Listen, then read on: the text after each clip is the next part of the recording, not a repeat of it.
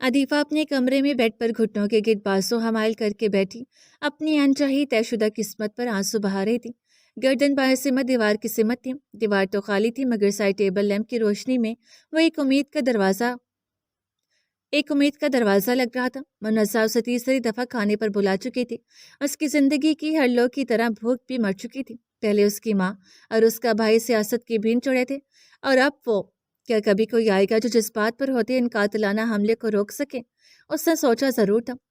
अपनी किस्मत को बदलना खासा मंजूर करने की कोशिश करते वह बेड से उठी थी कि तकिए के पास पड़ा मोबाइल बजा। अदीफा युशारा ईसानी हैरान होकर जाते जाते मुड़ी। रात के इस पहर तो उसे कभी कॉल ना आई थी। उसने डरते डरते हाथ बढ़ाकर कॉल मसूल की। अदीफा रेसानी, आवाज अनजान और लहजा ठोस। अदीफा का दिल मजीद सहम गया। युशा ने ऐसे फराड कॉल्स मसूल करने से मना कर रखा था। जी, वह हिम्मत करके बोली, क्या आप उस जबरदस्ती जुड़ने वाले रिश्ते से आज़ादी चाहती हैं? दूसरा सवाल उसी बेतासुर अंदाज में हुआ। आप कौन हैं? अदीफा ने पापा के खौफ से आवाज मध्यम ही रखी। आप एक सियासी लीडर की बेटी हैं। यकीनन आपकी हर कॉल ट्रेस होती होगी, इसलिए जान पहचान का वक्त नहीं है। सिर्फ हाँ या ना में जवाब दीजिए। ऑर्डर सख्त लहजे में हुआ। हाँ पर अदीफा ने कुछ कहना चाहा मगर उससे पहले मुकाबल उसकी बात काट गया। कल आपकी वालिदा आपको शादी की शॉपिंग के लिए शहर लेकर जा रही हैं। मॉल के पार्किंग में एक ब्लैक 7771 नंबर की फॉर्च्यूनर खड़ी होगी। बिना किसी को कुछ बताए उसमें बैठ जाइएगा। दूसरा हुक्म सादर करते हुए घड़ी पर नजर डाली कि मैं नहीं कर पाऊंगी, बाबा की बहुत बेइज्जती हो जाएगी। हमारे खानदान में ऐसी बदनामी पहले किसी ने नहीं कराई। अदीफा दिल न दिल थी। खानदान में ऐसा बहुत कुछ हो चुका है जो उससे पहले कभी नहीं हुआ था। मैंने रास्ता बना दिया। लेना या ना लेना आपकी मर्जी है। अच्छे से सोच लो। मजबूरी है पर जरूरी है। आखिरी कलमात कदरे तेजी से कहे गए और जवाब सुने बगैर कॉल काट दिया गया ताकि उसकी कॉल ट्रेस ना हो सके। अदीफा ने कंफ्यूज होकर कान से मोबाइल हटाकर नंबर देखा था। हिंदसों के बजाय प्राइवेट नंबर लिखा आ रहा था। उसकी परेशानी मजीद बढ़ गई। क्या कोई युषा को बदनाम करने उसे वर्गला रहा था? ये सच में कोई खैर ख्वाह था? वो समझ न सके। पेशगोई के मुताबिक अगले दिन अदीफा मुनस्सा और ड्राइवर के साथ कोयटा के लिए रवाना हुए। उनके साथ गार्ड्स की एक नफरी भी मौजूद थी। पूरा रास्ता वो उसी कश्मकश में रही। मैं एक अनजान काल पर कैसे भरोसा करूं? उसने दिल को डपटा। लेकिन ये आखिरी चांस है अदीफा। उसके बाद तुम हवेली में बंद हो जाओगे और फिर बाबा डोली में बिठाकर किसी और के घर रवाना कर देंगे। खुद से 3 गुना बड़े आदमी के साथ लाइफ गुजार सकोगी क्या? दिल ने दोबारा हिम्मत बांधते होने वाले शौहर का अक्स दिखाया जिसकी सफेद दाढ़ी पहुंच सोचकर ही उसे झुरझरी आ गई। शादी का सीजन होने के बाद मॉल में लोग शॉपिंग में मसरूफ नजर आए। अदीफा मम्मी के साथ 2 से 3 बड़े बड़े शॉप्स पर गई लेकिन कुछ पसंद न आने का बहाना बनाकर महज वक्त जाया करके निकल आती। अदीफा, आखिर तुम्हें कुछ पसंद क्यों नहीं आ रहा? हमारे पास पूरा दिन नहीं है। खसदार वापस भी जाने। 5वीं दुकान से निकलकर मुनस्सा बेबसी से बोली। हाँ मम्मी, बस अगली शॉप में जो मिला ले लेंगे। अदीफा आसपास देखती किसी तरह नजरों से ओझल होने की फराक में थी। मम्मी, बस ये लास्ट शॉप, यहाँ आपको जो पसंद आए आप ले लेना, मैं अभी आती हूँ। वो मुनस्सा को कंधों से थाम कर दुकान की जानिब रुख करती खुद वॉशरूम जाने का बहाना करके। जल्दी आना, मुनस्सा ने हकमाना अंदाज में कहा। दीपा ने सर को जंपिश दिया और आगे बढ़ गई। 2 कदम आगे जाकर उसे एहसास हुआ युषा के गार्ड्स उसके पीछे आ रहे थे। आप क्या मेरे साथ लेडीज वॉशरूम में भी जाओगे? उसने कदरे डपटते हुए कमर पर हाथ रखे। गार्ड्स हफीफ से हो गए और सरनफे में हिलाते वहीं रुके। अदीफा की जान में जान आई, वो यही तो चाहती थी। उसने तेजी से रुख मोड़ा और बिना वक्त जाया किए कदम उठाए। मम्मी और गार्ड्स की नजरों से बचते वो वॉशरूम के बजाय लिफ्ट में जा घुसे और ग्राउंड फ्लोर का बटन दबाकर पार्किंग में आके वादे के मुताबिक बताए हुए रंग और नंबर की गाड़ी सामने ही खड़ी नजर आई। उसे आते देखकर ड्राइवर अपनी सीट से उतरा और भागकर दूसरी सिमत आता अगली सीट का दरवाजा खोले खड़ा हो गया। कार के करीब आते उसके कदम डगमगा के। माँ बाप को यूं धोखा देना उसे अच्छा नहीं लग रहा था मगर उस वक्त बाप की सियासी कुर्बानी बनने से बेहतर भाग जाना लगा। सीट पर बैठने से पहले ड्राइवर खनकारा, आपका बैग। उसने अपना हाथ आगे किया। अदीफा ने आसपास नजर दौड़ाई तो उन दोनों के अलावा पार्किंग में कोई न था। अब भागने का इरादा किया था तो ड्राइवर की बात मानने के अलावा कोई राह न था। इसलिए उसने खामोशी से अपना शोल्डर बैग उसके हाथ पर रखा। ड्राइवर सर को हम देकर पीछे होते दरवाजा बंद करके एक साइड पर हो गया। अदीफा ने परेशानी के आलम में हाथ में पहनी घड़ी देखी। उसी असना में उसे बंद गाड़ी में कोई गैस नुमा माया फैलता हुआ महसूस हुआ। तस्हीह करने को उसने 2 से 3 सांसें ली। हवा से کہ حواس سے بیگانہ ہونے لگی۔ کھڑکی پر ہاتھ مار کر ڈرائیور کو متوجہ کرنے سے پہلے وہ بے ہوش ہو کر گر پڑی تھی۔ جب اسے ہوش آیا تو وہ وسیع و عریض خوبصورت اور ٹھنڈے کمرے میں موجود کنگ سائز بیڈ پر موجود سو رہی تھی۔ ہر سو تاریکی چھائی ہوئی تھی۔ حواس بحال ہوتے اپنے آس پاس اندھیرا دیکھ کر وہ گھبرا گئی۔ ہیلو، کوئی ہے؟ بیڈ سے اٹھ کر بیٹھ کر چلاتے ہوئے اس نے دروازے کی در سے آتی روشنی کی جانب دیکھا۔ اس کی صدا پر دروازہ کھولا۔ عدیفہ سمٹ کر پیچھے ہوگی۔ جذبات میں آ کر اس نے اتنا بڑا قدم تو اٹھا لیا تھا، لیکن اب انجان جگہ پر انجان لوگوں کے بیچ خوف و ہراس کا شکار تھی۔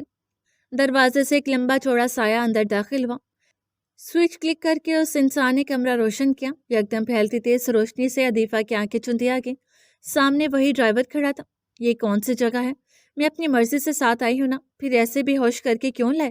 میرا بیگ کہاں ہے؟ اسے چھوٹتے ہی سوالات کی بوچھاڑ کر دی۔ ڈرائیور نے خود جواب دینے کے بجائے ایک وائرلیس فون اس کے آگے کیا۔ عدیفہ نے کھسک کر آگے ہوتے سہمی انداز میں فون پکڑ کر کان سے لگایا۔ امید ہے آنے میں کوئی تکلیف نہیں ہوئی ہوگی، وہی مردانہ آواز گونجی جس سے عدیفہ کی کل بات ہوئی تھی۔ ایسے اغوا کر کے لانے کا مطلب؟ اور میرا بیگ کیوں لیا؟ ایک ساتھ دو سوال ہوئے۔ میری کچھ پالیسی ہیں جن کو فالو کرنا آپ پر لازم ہے، اور گھبرائیے مت، یہاں آپ کی سہولت کی ہر چیز موجود ہے۔ میرے اگلے آرڈر تک آپ یہی رہیں گی۔ پھر بھی کسی چیز کی ضرورت ہو تو سائڈ ٹیبل پر پین اور نوٹ بک رکھی ہے، اس پر لکھ کر میرے آدمی کو دے دینا، وہ مہیا کر دے گا۔ جواب ٹھوس مگر نرم لہجے میں ملا۔ عدیفہ نے ایک مرتبہ پھر کمرے کا پورا جائزہ لے کر سامنے کھڑے شخص کو دیکھا جو نظریں جھکائے مؤدب انداز میں ہاتھ باندھے ہوئے تھا۔ تم کون ہو؟ میری اتنی مدد کیوں کر رہے ہو؟ اور سب کے بدلے تمہیں مجھ سے کیا چاہیے؟ عدیفہ اتنی خاطر نوازی پر متوحش تھی۔ صحیح وقت آنے پر سب بتا دوں گا۔ مقابل سے اتنا ہی جواب آیا اور کال کاٹ دی گئی۔ عدیفہ نے بے دل ہوتے فون واپس ڈرائیور کی جانب بڑھایا۔ وہ کرڈل پکڑ کر اسی انداز میں واپس نکل گیا اور دروازہ باہر سے لاک ہو گیا۔ عدیفہ نے سر پکڑ کر خود کو ڈپٹا تھا۔ دوسری سمت شاپنگ مال میں دہشت کا سما تھا۔ یوشا کے گارڈز کو جب تیسری دفعہ پورے مال کی تلاشی لے کر بھی عدیفہ کہیں نہیں ملی تو یوشا کو خبر کر کے وہاں بلایا گیا۔ ایسے کیسے غائب ہوگی؟ کوئی چھوٹی بچی تو نہیں ہے وہ جو تم لوگوں کو نظر نہیں آئی؟ یوشا گارڈز پر گرایا۔ سب ناکام کھڑے رہے۔ اور تم؟ وہ آگ بگولا ہوتا منسا کی جانب پڑا۔ تم نے اسے خود سے الگ ہی کیوں کیا؟ کہیں یہ تم دونوں کی ملی بھگت تو نہیں ہے؟ تم نے ہی اسے بھگایا ہوگا۔ اس نے تیش میں آ کر منسا کا بازو دبوچ لیا۔ یوشا، میرا یقین کرو، مجھے کچھ نہیں پتا، میں نے اسے نہیں بھگایا۔ تو مجھے سنانے کی بجائے ڈھونڈو اسے، وہ کسی خطرے میں بھی ہو سکتی ہے۔ منسا نے بھرائی ہوئی آواز میں ریکویسٹ کی۔ یوشا نے پوری قوت سے اس کا بازو جھٹکا۔ کسی بھی صورت یہ خبر میڈیا تک نہیں پہنچنی چاہیے، پورے صوبے میں بدنامی ہو جائے گی، مظہر صاحب میری جان لے لیں گے۔ اس اپنے گارڈز اور مینیجر کو انگلی دکھاتے آگاہ کیا۔ سر پر ہاتھ پھیرتے وہ سرنو تحقیقات پر غور کرنے لگا۔ اپنے مینیجر کو مال کی CCTV فوٹیج لانے کی ہدایت جاری کی۔ اس فارم ہاؤس کے کشادہ کمرے سے نکل کر پختہ عمر ڈرائیور ساتھ والے کمرے میں داخل ہوا۔ بڑے سے کمپیوٹر سکرین کے آگے کسرتی جسم، بڑی آنکھیں، چھوٹی ناک اور انابی ہونٹوں کا حامل نوجوان مرد بیٹھا ہوا نظر آیا۔ آنکھوں پر گلاسز لگائے وہ کمپیوٹر سکرین پر دیکھتا، کی بورڈ پر تیز تیز انگلیاں چلا رہا تھا۔ ایک مرتبہ پھر وائرلیس فون کی بیل بجی۔ بولو، اس نوجوان نے سکرین پر سے نظریں ہٹائے بغیر کہا۔ اس کا بیگ؟ 3 لفظی سوال ہوا۔ موبائل پر ٹریکر لگا کر بیگ وہیں پارکنگ میں چھوڑ دیا ہے۔ اس جانب سے اسی انداز میں جواب دیا گیا۔ اور CCTV فوٹیج؟ دوسرا سوال اسی تجسس بھرے انداز میں ہوا۔ جناب، ابھی اسی کو مٹانے میں لگا ہوں۔ انگلیاں تیز تیز چلتی مال کی سیکیورٹی سسٹم کو ہیک کر کے عدیفہ کے نکلنے والے سانحے مٹانے میں مصروف رہی۔ دوسری طرف خاموشی رہی، ایک پرسکون خاموشی۔ تھینکس موسا۔ انداز تخاطب بدل گیا۔ گلاسز کے باہر سے پلکیں جھپکی، لبوں پر مسکان رہیں گی۔ نیکسٹ اسٹیپ کیا ہے آفتاب؟ موسا تشکر موصول کرنے کے بعد گویا ہوا۔ نیکسٹ اسٹیپ پہلے یوشا چاچو لیں گے، پھر میں۔ زہران نے چاچو کے لفظ پر زور دیا۔ ڈن۔ آل کلپس ڈیلیٹڈ۔ موسا نے CCTV فوٹیج ڈیلیٹ کر کے سیٹ کی پشت سے ٹیک لگائی۔ دوسری جانب زہران کھل کر مسکرایا تھا۔ موسا، خیال رکھنا ان کا، میری بہن ہے وہ، ہمارے اس کھیل میں انہیں کچھ نہیں ہونا چاہیے۔ زہران کو اچانک پھر سے کسی اپنے کو کھونے کا ڈر لگا۔ ڈونٹ وری آفتاب، یہ جگہ سیف ہے، ڈیڈ کو بھی اس فارم ہاؤس کا نہیں پتا، اتنی سیکرٹ جگہ ہے۔ موسا نے اسے یقین دہانی کراتے ہوئے کہا۔ بہت اچھے، بس میری گریجویشن ہو جائے پھر میں واپس آ جاؤں گا۔ زہرا نے دیوار پر لگے فیملی فوٹو میں یوشا کو دیکھا تھا۔ میں انتظار کروں گا۔ موسا نے خوش آمدید کہتے باعتماد انداز میں کمپیوٹر پر مال کا وہ CCTV فوٹیج جس میں یوشا سرگرداں سر پکڑے عدیفہ کو ڈھونڈ رہے زہران کو بھیجا۔ ज़हरान ने कॉल काट दी और वीडियो प्ले करते मुड़ा था कि ठठक गया। इनफाल तंद तासुरात बनाए उसके अकब में खड़े थे। ज़हरान को महसूस ही नहीं हुआ वह कब वहाँ आई थी, लेकिन उसके तासुरात से ये साफ वाज़ह था कि वह उसकी सारी गुफ्तगू सुन चुकी है। आनी आप कब आई? ज़हरान ने मोबाइल पेन की जेब में डालकर अनजान बनते रुख वापस फेर लिया। इनफाल उसका सवाल नज़रअंदाज करके उसके साइड से गुजर कर रूम के अंदर दाखिल हुई। चारों सिमत घूम कर दीवारों पर लगी आर्टिकल्स, न्यूज़पेपर्स के कटआउट्स और तस्वीर का जायजा लिया। ये सब क्या है ज़हरान? वो शौक थी। मेरे पिछले 2 सालों की मेहनत, यूशा और केहान रेसानी को बर्बाद करने की प्लानिंग। ज़हरान के लहजे में नफरत कर्ब अफसुर्दगी तारी होगी। क्या? पर क्यों? तुम तो ऐसे नहीं हो। तुम किसी को मारने की प्लानिंग नहीं कर सकते। तुम महाबीर और समरूश के बेटे हो और वो किसी से बदला नहीं लेते थे।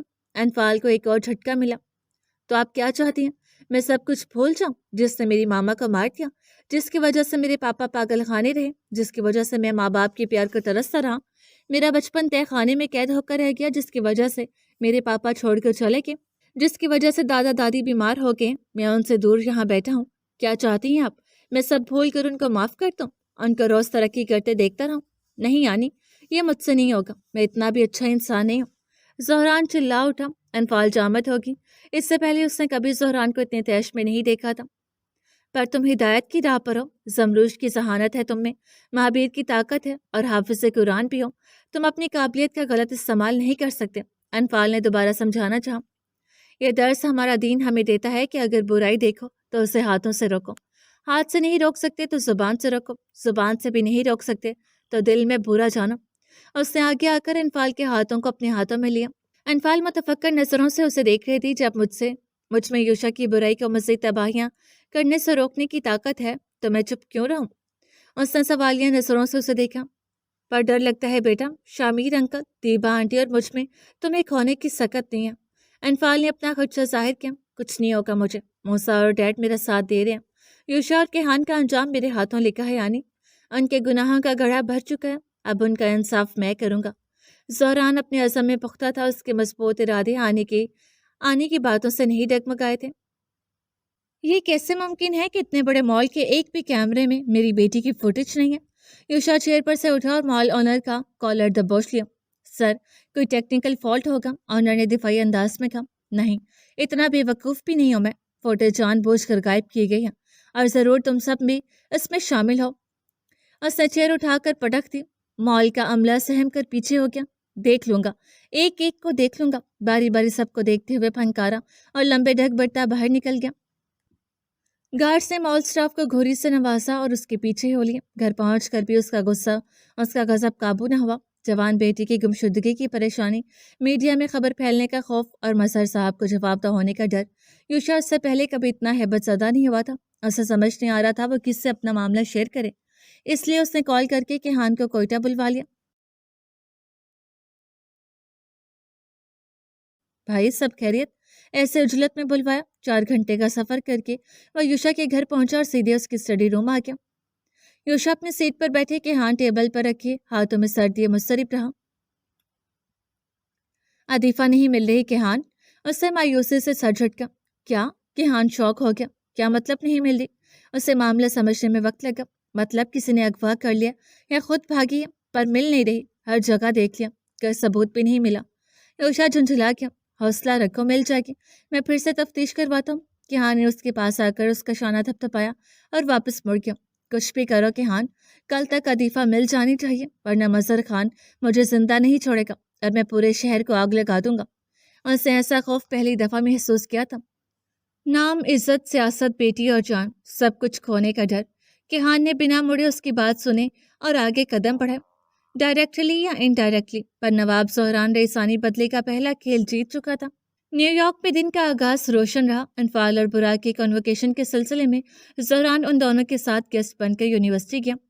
ब्लू जीन्स और वाइट शर्ट पहने, हाथ से इन हाफ फोल्ड के घने बाल माथे पर टिकाए, वह सबसे जवान और पुरकशिश सरापे का हामिल अनफाल और बुराक के साथ ऑडिटोरियम हॉल के अंदर दाखिल हुआ। हर सौ पीएचडी से फारिग तलबा तालबात और उनके साथ आए मेहमानों का हजूम था। उसके अलावा यूनिवर्सिटी के स्टाफ, प्रोफेसर, तालीमी और तिबिया दारों से मुंसलिक कारकुनान ने भी उस तकरीब में शिरकत की। آڈیٹوریم کے کشادر وسیع و عریض میدان میں سامنے بڑا سا اسٹیج رکھا گیا تھا اور آگے بہت ساری نشستیں. سب طلباء ایک جانب اور ان کے ہمراہ آئے مہمان دوسری جانب پر جمع ہوئے. یونیورسٹی کے پروفیسرز اور فنڈ ٹریزرز اسٹیج پر اپنی اپنی نشست سنبھالنے لگے. ایک سینٹرل سیٹ اب تک خالی تھی. سیٹ کے آگے میز پر اس شخصیت کے نام کے پلیٹ رکھا گیا تھا. Robert Fredrickson, chief executive director WHO world health organisation. Zahra نے اس کا نام یونیورسٹی کے گیٹ میں لگی مہمانوں کے نام کے بینر پر بھی دیکھا تھا. وہ 45 سے 50 سالہ لمبا چوڑا توانا مرد اپنی ٹیم کے ہمراہ آڈیٹوریم میں داخل ہوا. کانوکیشن ہاؤس کو معذرت کرتے وہ تیز سے چلتا اپنی جگہ کی جانب بڑھ رہا تھا.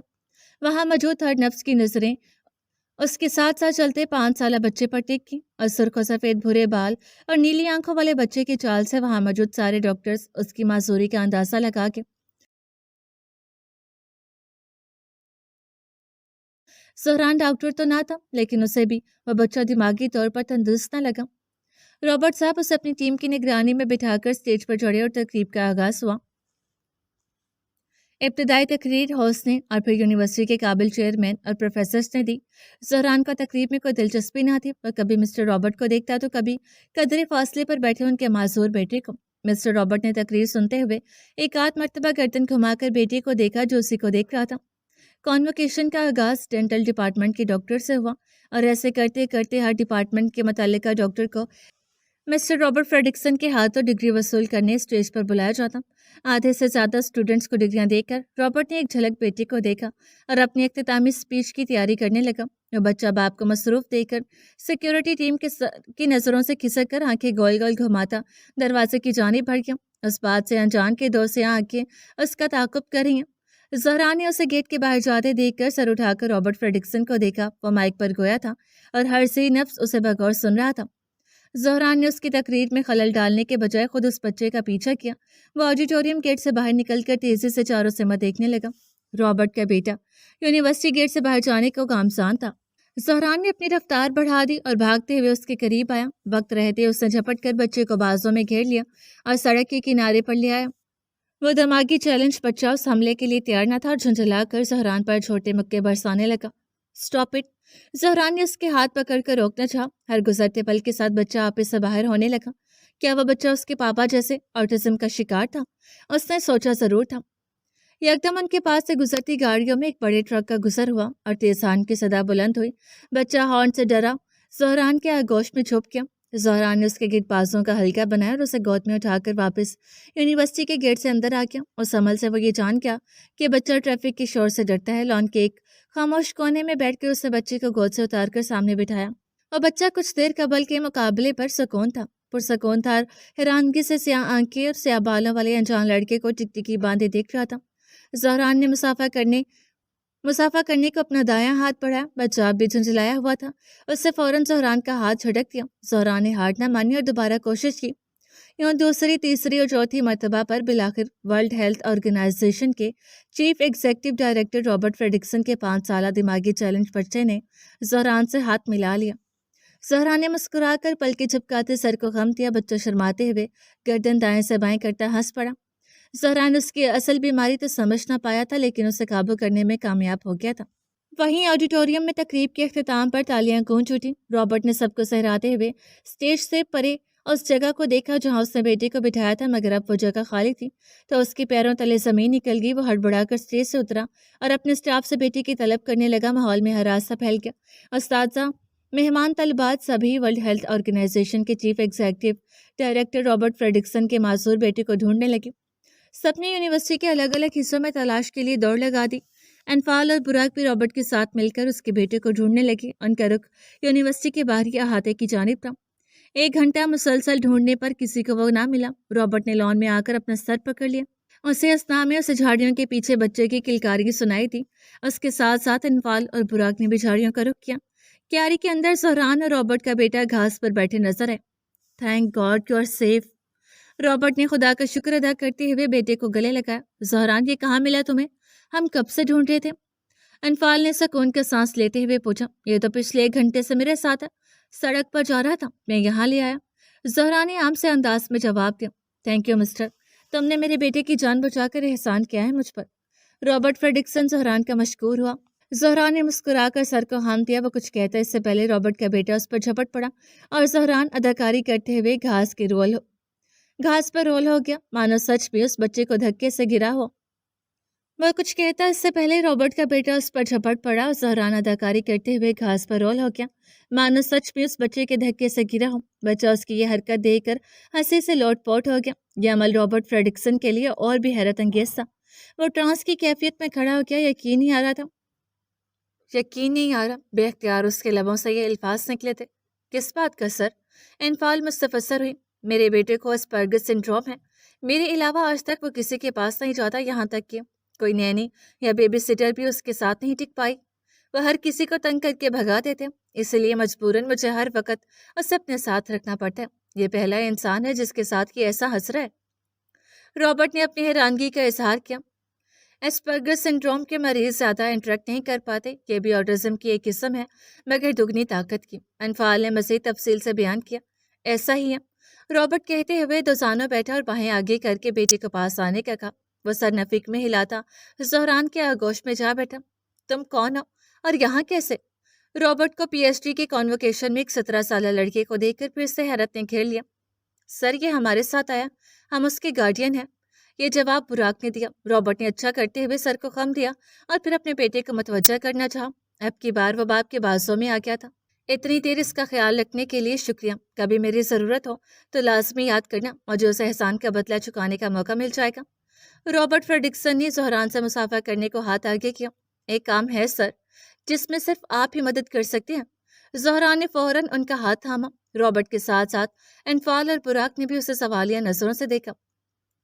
आप महावीर एहसानी को जानते हैं? ज़हरा ने हाथ थामे हुए ही पूछा। ओह हाँ, वो पहला आर्टिस्टिक फेंसिंग चैंपियन। रॉबर्ट को याद करने में देर न लगी। ओलंपिक्स गोल्ड मेडलिस्ट और Asian games trophy winner. WHO ने उनके साथ स्पेशल मीटिंग रखने का इरादा किया था, लेकिन अफसोस उससे पहले वो वफात पा गए। रॉबर्ट ने जैसे अधूरी ख्वाहिश पर सांस खारिज की। मैं उनका बेटा हूँ, ज़हरान रेसानी। ज़हरान ने बाएतमाद अंदाज में अपना तारुफ करवाया। रॉबर्ट फ्रेडिक्सन ने पलके झपकाते उसे सटता पैर देखा। आज उस पर इंकशाफ होने का दिन था। रॉबर्ट फ्रेडिक्सन ने पलके झपकाते उसे सटता पैर देखा। आज उस पर इंकशाफ होने का दिन था। तुमसे तो पर्सनली मिलना होगा, कल लंच पर मिलते हैं। फ्रेडिक्सन ने दिलचस्पी का इजहार किया और उसे खाने की दावत दी। ज़हरा ने दावत मंजूर की और कल मिलने का वादा करके रॉबर्ट के बेटे को प्यार किया। रॉबर्ट फ्रेडिक्सन कल मिलने का वक्त तयन करके फिल वक्त रुखसत हो गए। ज़हरान गहरी सोच में गुम उन्हें जाते देखता रहा था। रॉबर्ट का घर आला सरकारी कारकुन का घर था। नफीस सा बगीचा, उसके आगे पोर्च और फिर चमकती इमारत। 4 से 5 कमरों पर मुश्तमिल उस बड़े नफीस घर में रॉबर्ट फ्रेडिक्सन और उसका बेटा तन्हा रहते थे। बीवी 2 साल पहले छोड़कर जा चुकी थी। रॉबर्ट ने बड़े बड़े गर्मजोशी से ज़हरान का इस्तकबाल किया, उसे ड्राइंग रूम में बिठाया। पहले फ्रेश जूस मेहमान नवाजी का आगाज किया। रॉबर्ट का बेटा अव्वल तो दरवाजे के पीछे छुपता रहा, फिर कल के वाकयात याद करते वो भागकर ज़हरान के पास आन बैठा।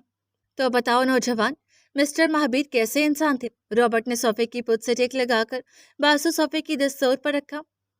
अपने पापा की मैं क्या तारीफ करूं? और जैसा खुददार, बाहिम्मत शख्स और मोहब्बत का मुजस्मा मैंने आज तक कोई और नहीं देखा। ज़हरान एक एक करके पापा को याद करते हुए उसकी खूबियां और खामियां बयान करने लगा।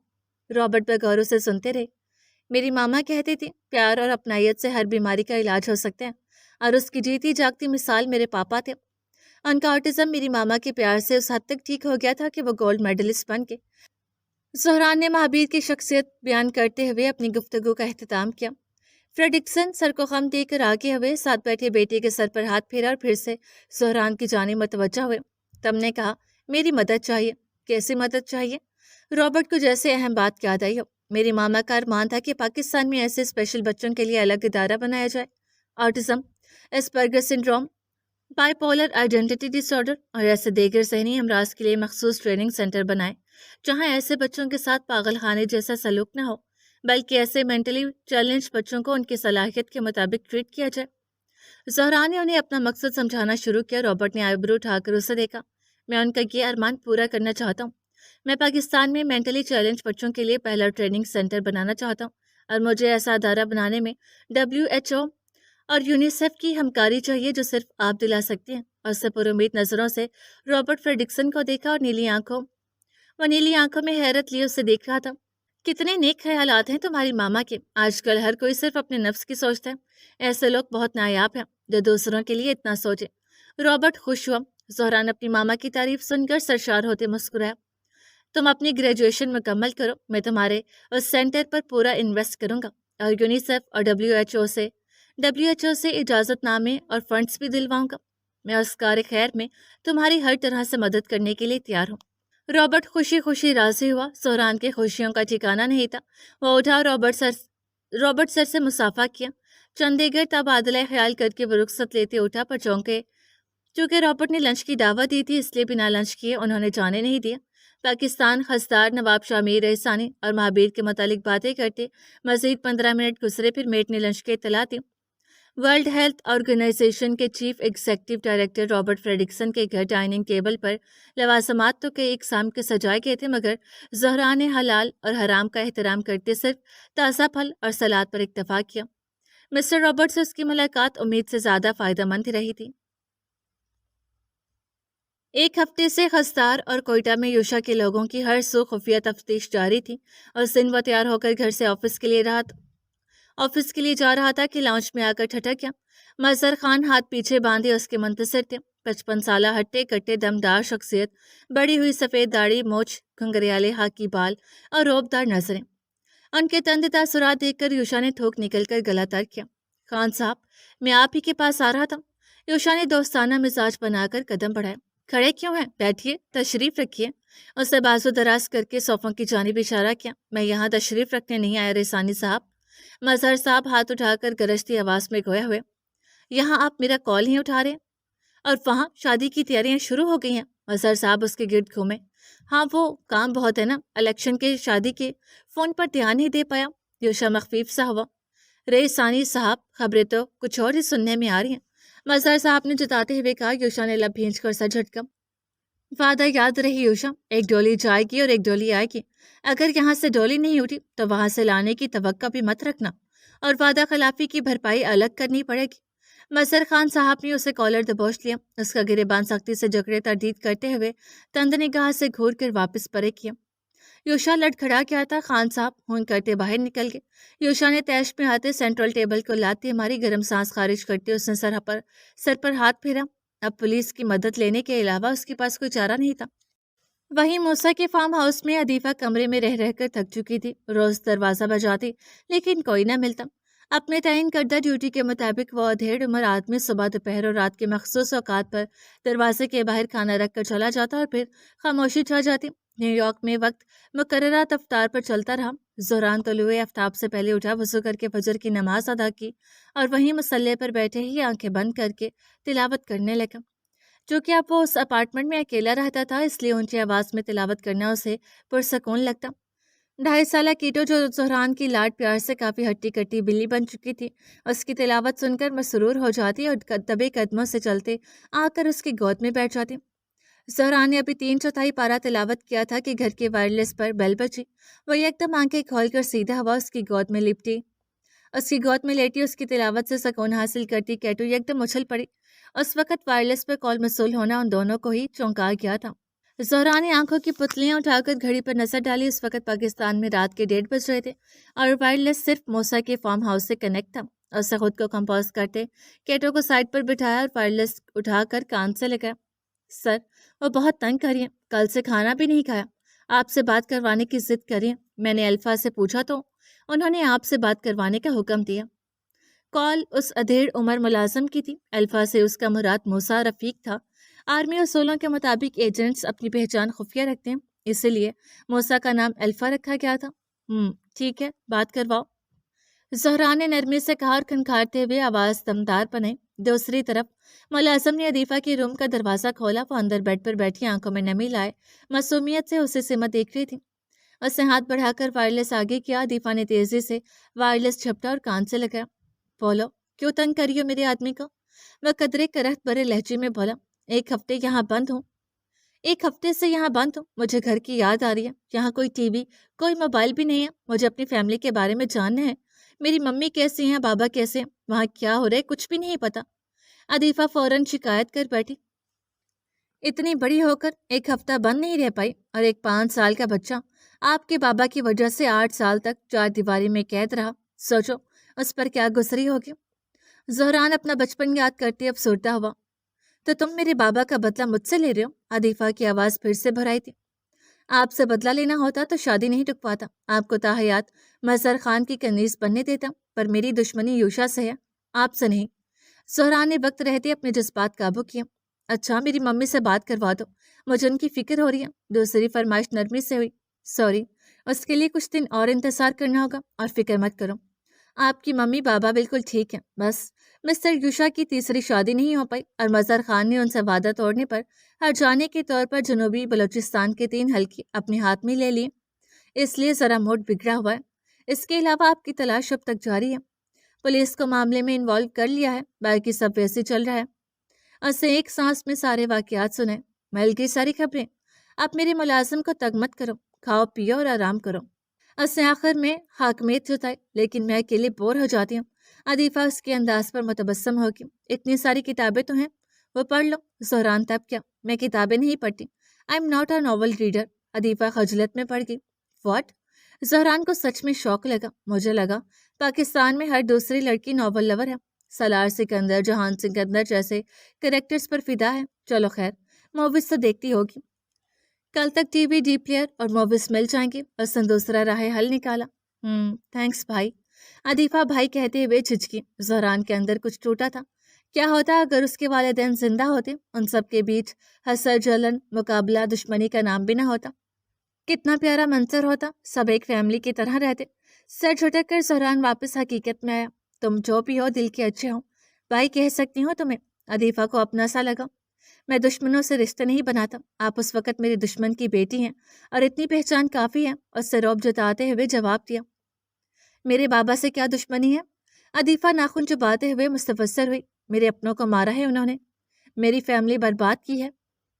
زہران کا لہجہ نہ چاہتے ہوئے بھی سخت ہو گیا. سمجھ سکتی ہوں. بابا نے اپنے مفاد کے لیے بہت سے گھر اجاڑے ہیں. ان میں سے تمہاری فیملی بھی ہوگی. اس نے اپنے بابا کی جرائم پر سرد سانس خارج کی. اگلی کال میں خود کروں گا. آپ میرے آدمی کو فورس نہیں کریں گے. Good night. اسے ٹھوس لہجے میں کہتے زہران نے کال کاٹ دی. اسے اچانک بہت تکلیف ہوئی. شدت سے زمروش اور مہابیر کی یاد آئی تھی. آنکھیں میچ کر تیز تیز سانس لیتے وہ صوفے پر ڈھہ گیا اور وائرلیس ٹیبل پر پھینک دیا. کیٹو فکر مندی سے معصوم آواز نکالتی اس کے پاس آئی. زہران نے اس کی پیٹھ پر ہاتھ پھیرا. کبھی کبھی بہت تکلیف ہوتی ہے کیٹو، دل میں درد سا ہوتا ہے، پر ہر حال میں اللہ کا شکر لازم ہے. مخاطب کیٹو سے تھا، پر خود کو خود ہی تسلی دے رہا تھا. ایک لمبا سانس لے کر وہ اٹھا. کچن کاؤنٹر پر رکھا اپنا موبائل فون اٹھایا اور موسیٰ کا واٹس ایپ پروفائل کھولا. اگلے سٹیپ کا وقت آ گیا. پلان بی ایکٹیویٹ کرو. اس نے پاکستان کے وقت کی مناسبت دیکھتے ریٹرن میسج بھیجا اور خود اسکول جانے کی تیاری کرنے لگا. انسان رشتوں کی تلخیاں کبھی نہیں بھولتا، مگر آگے بڑھنے کے لیے کئی بار اسے خود کو یہ یاد دلانا پڑتا ہے کہ اسے کچھ یاد نہیں.